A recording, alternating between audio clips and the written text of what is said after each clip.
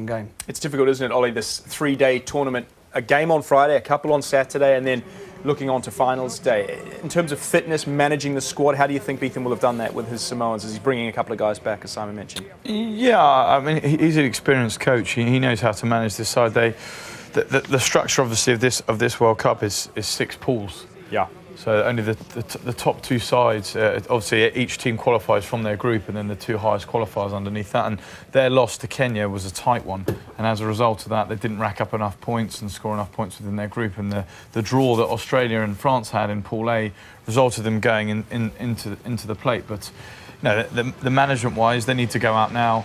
There's still, the opportunity to play at a World Cup in a plate series. Samoa have got the quality; they should go on and win this. Yeah. What's interesting is the way this particular World Cup is structured with 24 teams. These 2 teams played each other in the pool, and Samoa just sneaked it 21-14. So Zimbabwe, good outfit. Particularly impressed with them. They've gone full time, haven't they, in the past few months to build up, particularly for this. And trying to get become a core series. Yeah. Absolutely. We have seen the impact that has had on other nations as well. Zimbabwe, just another team and another nation who have proven themselves on the World 7 circuit when they've had the opportunity. They certainly have the opportunity here against Samoa, the big physical South Sea Islanders in this plate quarterfinal. The first of 4. Let's return to the Luzhniki Stadium in Moscow with our commentators for this one, Melody Robinson and Wyn Griffith.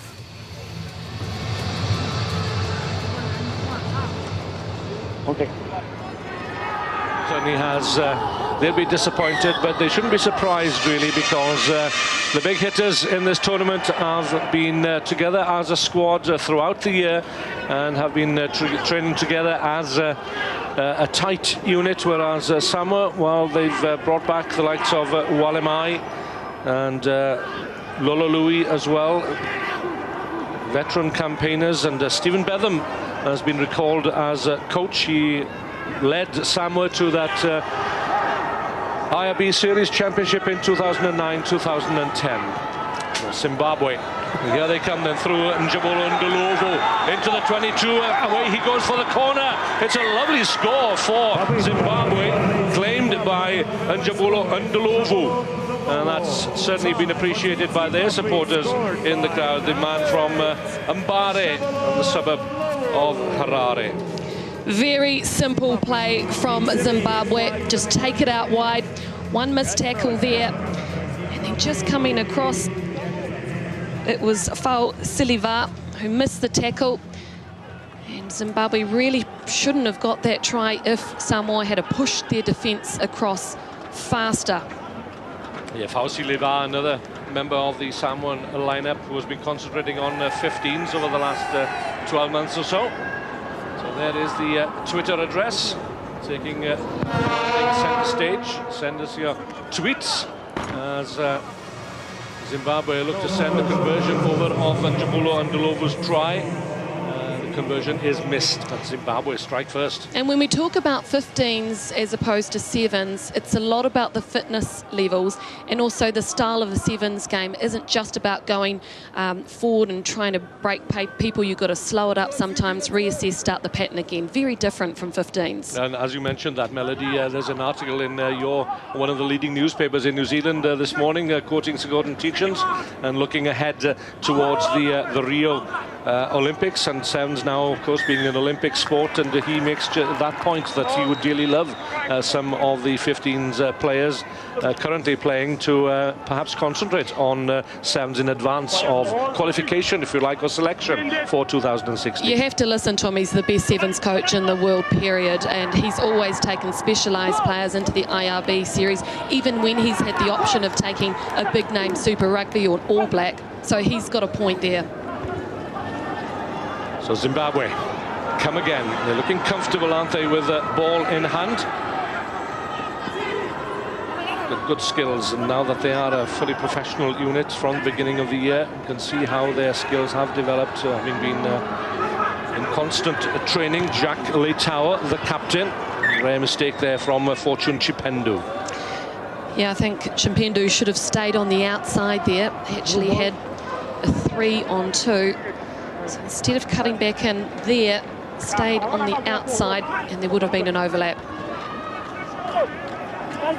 And we mentioned previously that as the minnows, or so-called minnows, if there are minnows in this tournament, well, they've learnt from other teams, and they know full well that they need to be physically in good shape to play this game. And Zimbabwe, no different to any other team. They've concentrated on adding a little bulk and muscle as well, so that they can compete against the likes of Samoa and Fiji, who are naturally big men. And here's one of them.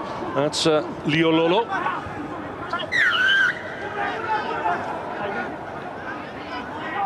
Penalty quickly taken by the high-stepping Samoan player. And here's another one, a game winner. Paul Perez stretching out. Can he get there? Yes, he can. A heavily strapped right thigh, Paul Perez. We know that he was due for an operation. Not sure whether he's had that operation, but on that occasion seemed to be impeding him at all. Paul Perez brings Samoa back into this game. Well, this is where a cut works. It was a dummy cut first, then Paul Perez came back late, and he just hit the hole there beautifully. A good effort by the defensive player to pull him in, but Perez very smart and too fast. Another player who's made the grade in 15s, caught the eye, and 7s on the circuit in 2011, 2012, and was called up to the 15s squad. Made his debut against Tonga in June of last year. Samoa lead then with that conversion, 7-5. First of the plate quarterfinals. Neat kick from the restart. Samoa a little fortunate perhaps to recover there and secure possession, but Zimbabwe battling hard, and they win the penalty.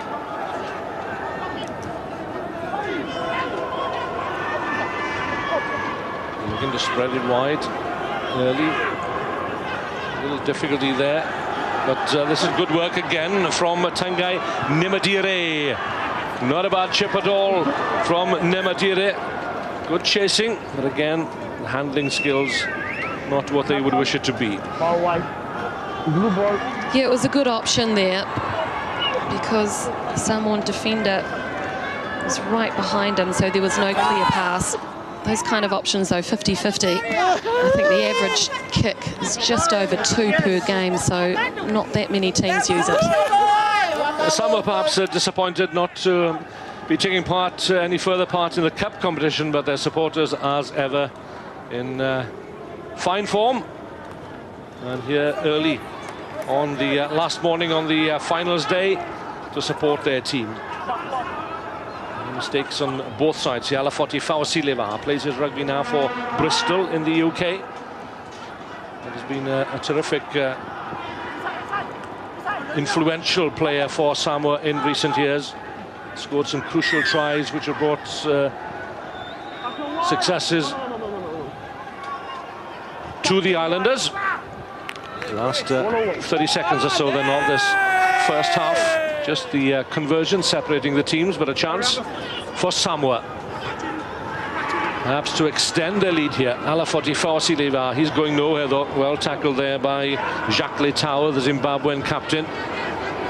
Zimbabwean keeping their defensive lines well, sweeping across to cover any threat that might emanate from Rupena Lavasa.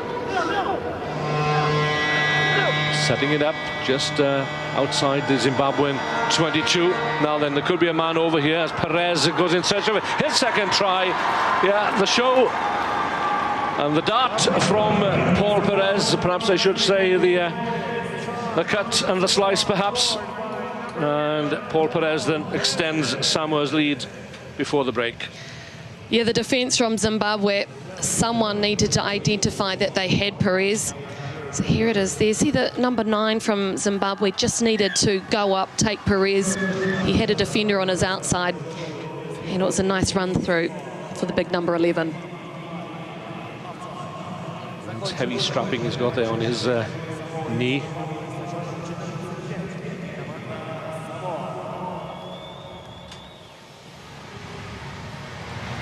So we arrive at the break. 2 tries for Samoa, 2 claimed by Paul Perez against the one for Njabulo Ndlovu for Zimbabwe. Samoa lead at the break by 14-5.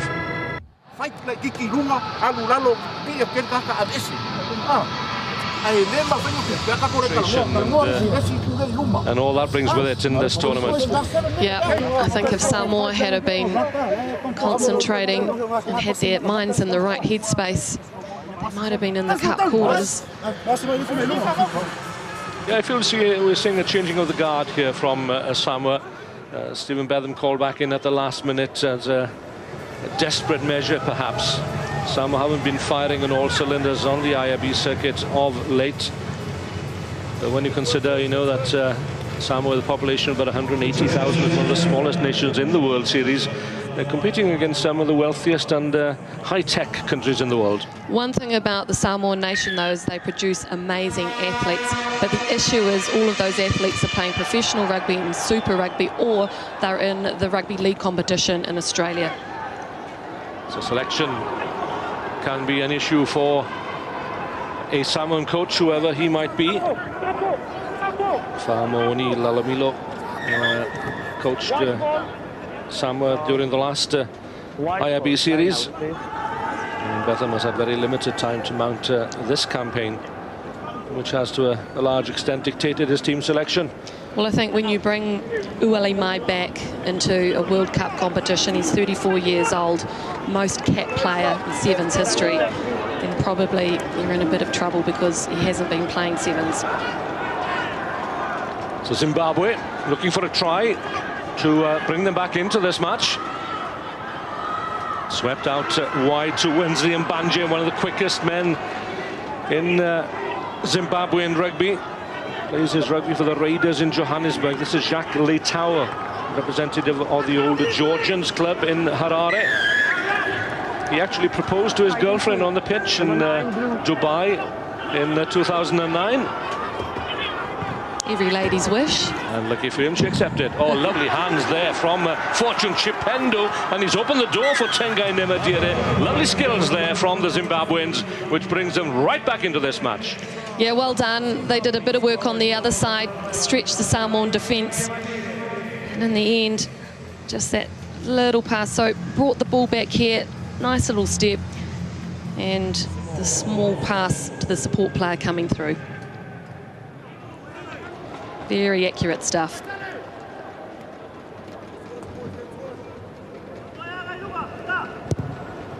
Nemadire adds the conversion.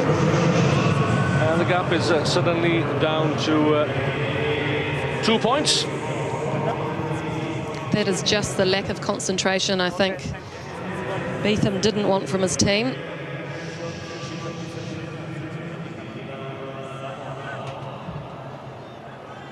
Got to fire up Samoa.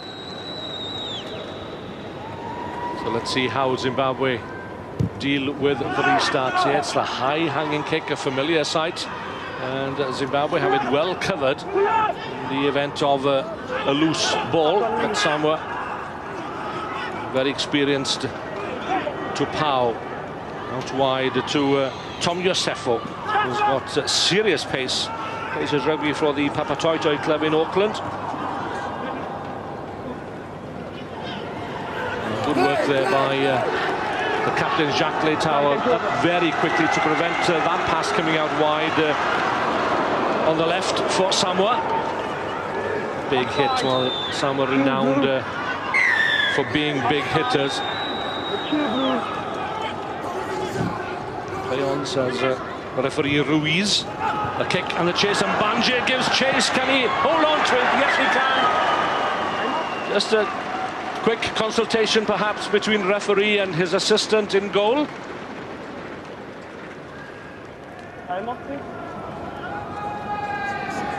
Here's a look. Beautiful take. Oh, No there problem. can't be any question about that. What an option. Because actually, I thought they went the wrong way because there were two Samoan defenders there, so 2 on 2. It was such an accurate kick that bounced up.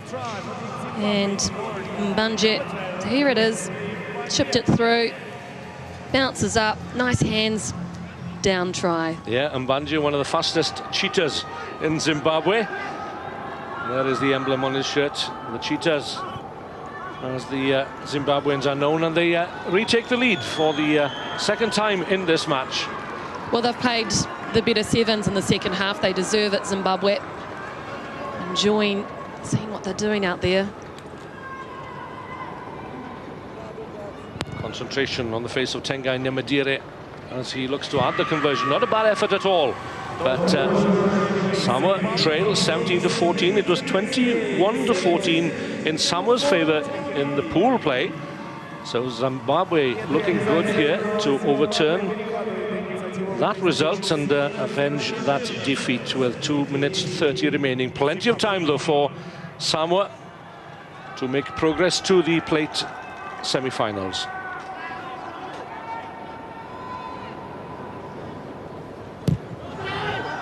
Zimbabwe kicked long this time. Lola Louis slips. It's the part of the field that doesn't get too much sun, and it's a thin level layer of turf which has been brought in to cover the synthetic track here at the Luzhniki Stadium. Samoa battling away through Rupena Lavasa. And from the Vailele club in Apia, the gap opens up for the captain, Afa Ayono. Can he sprint clear of the chasing Zimbabwean defence? Lovely tackle. And I think Mr. Ruiz will have another look at this one. Oh, wow, he had watered that pretty early. Gosh, I would have thought his feet had gone out over the line. That looks out to me. I don't know. It was great work from the Samoans because they manufactured the overlap. But look at the speed and the commitment there. And one of the fastest guys in the Zimbabwean team, Chitaquindo. Oh, that's a crucial moment in this game. It certainly is, and takes Samoa back in the lead once again.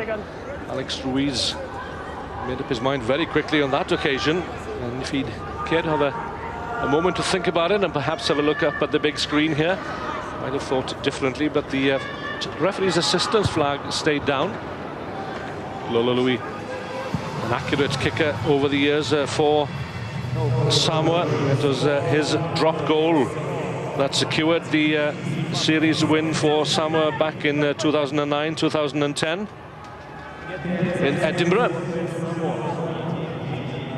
and which prompted the then Samoan Prime Minister to issue a statement saying that every church was praying. Samoa back in the lead then.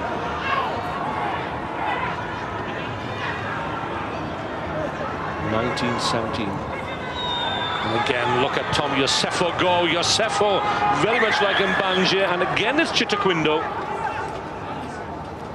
I think he took him out early without the ball. Chitaquindo. And there is the hooter. So nice little kick through. See Chitaquindo. Oh, no, I would have gone with that. It's all right.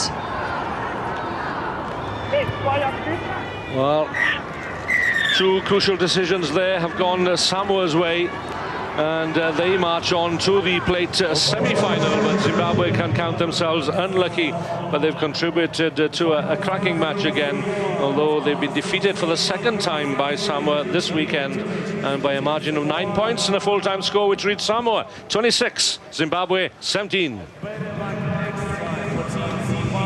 Samoa captain Afa Ayono. Afa, you're not where you want to be, you're in the plate, but you're making light of the situation, and I guess you want to finish on a high today. Yeah, it was a pretty much disappointing result from yesterday, but we'll take as what's in front of us right now. We have to win the plate. We've been, this is not what we're expecting from since our preparation and stuff, but yeah, as I said before, we're going to take whatever's in front of us right now. Was it always a bit of a risk bringing some 15s guys, some of the older guys back in? It wasn't a good preparation for us. It was half of the squad back home, and some of the boys was in the 15s. But it was only a week since we prepared together, and but it wasn't an excuse for us. We have to play our best, and yeah, we have to prove ourselves that we can win this thing. We'll see you later. Thank you.